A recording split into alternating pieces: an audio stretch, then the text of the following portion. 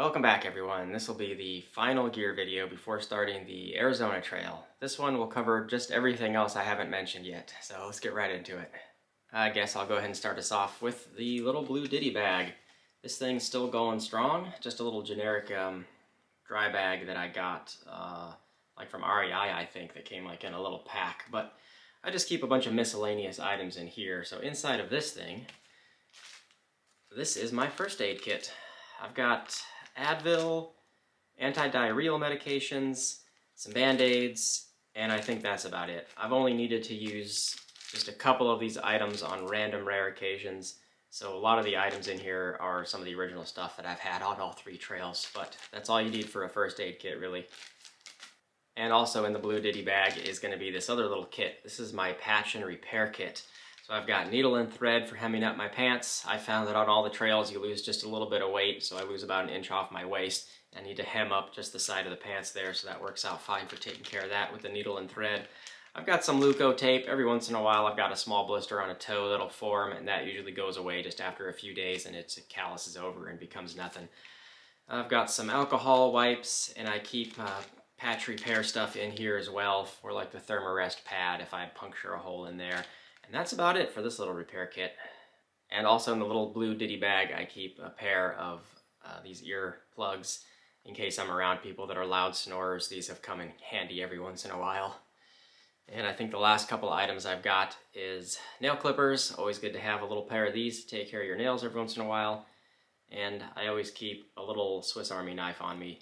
And this has worked great, mainly as like the little scissors, cutting packages and things open. It's got little tweezers and stuff in there, and this has worked out really well on all the trails that I've done so far.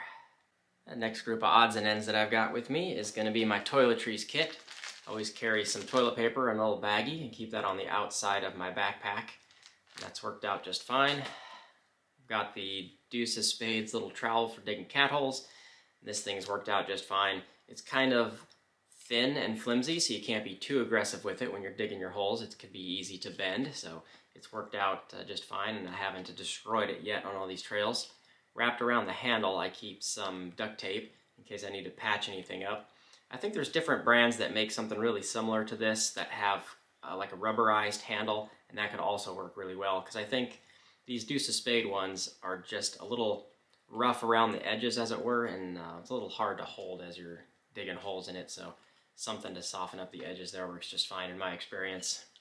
But I've also got a little pack towel. I use this mainly for wiping out condensation from the inside of the tent, or if I do like a stream crossing and need to dry my feet out or legs out real fast, I'll use the little pack towel there. And the last little cloth I use is this little microfiber one. I use this for cleaning my glasses or the lens of the camera there as needed, and this thing's worked just fine for that. And I think that takes us to the last of these little miscellaneous items. I'm really excited for this one. Brand new trekking poles for this trail. These are from Gossamer Gear. They have come out with this ultralight pair of trekking poles.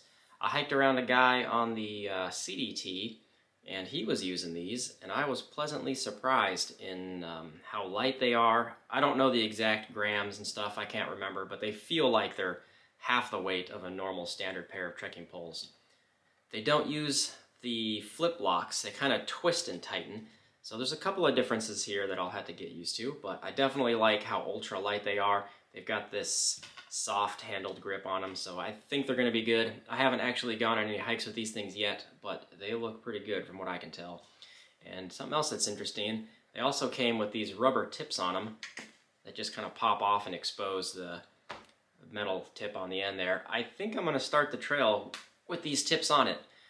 Based on the terrain and stuff, I think having the rubber tips will be better than just having the pointy metal ends on it. So I'll test these out. I'll give some reviews on the go, on the trail out there. But I'm kind of really excited at how these things are going to work out. We'll see how it goes. So I think that's it. I think that includes all the gear that I'm going to be taking for the Thru Hike of the Arizona Trail.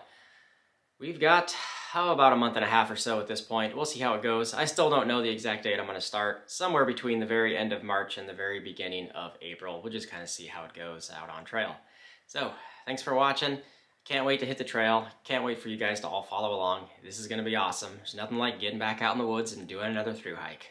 So thanks again, and we'll see you when I hit the trail.